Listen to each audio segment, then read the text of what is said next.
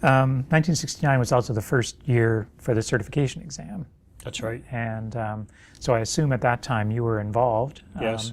And I know you were an examiner. Yes. Some of your victims I've interviewed. So can you talk a bit about that first exam, how it evolved and how you got engaged with it? Is that Well, again, it was, I guess, through my involvement with the Committee on Exams. And I was given a job as an examiner in the old role-playing oral, and I think I was a young woman who was emotionally very upset and also had vaginitis, and it was a strange role for a man to be playing, but that was the nature of the thing at that point in time. And I've had, I think it was taped at McMaster, and for years they showed it as kind of a comedy routine. Oh, really? But anyway, that was really an interesting experience. But Wayne Weston was one of the candidates in that exam, and he was brilliant, of course, but I think he had trouble keeping a straight face with me playing a role as a young woman with vaginitis. Yeah.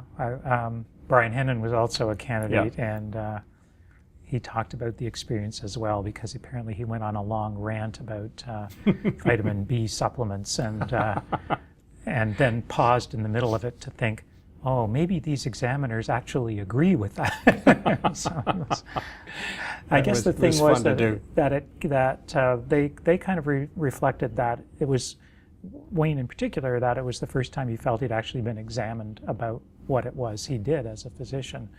And well, it was a very comprehensive exam, and you know, with the 3 oral components plus the lengthy written multiple choice exam. So they really went through the mill to get their certification.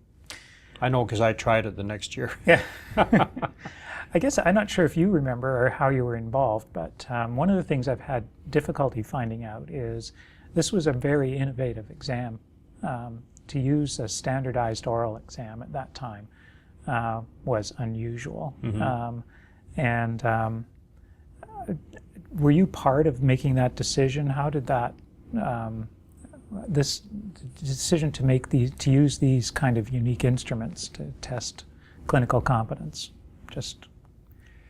Well, I think some of the ideas came from Hilly Jason, who was Hilliard Jason, who was a very prominent academic family physician in the United States, and I remember we had workshops with Hilly, and he was probably the trigger for our willingness to look at some of those things. And I think the late Irwin Bean was one of the chairs of the committee at that time, and he pushed hard for us to really do something that was quite different. Great. And so I think we had help from people that had experience in doing that type of thing. Right. And I think it worked out really well. I mean, I know that it's been cut back since then in terms of the number of oral instruments that are used, but still some of those same principles of trying to create practical situations on which to examine the students rather than just have it all artificial multiple choice questions, I think was a good idea and still is a good idea. Yeah, yeah.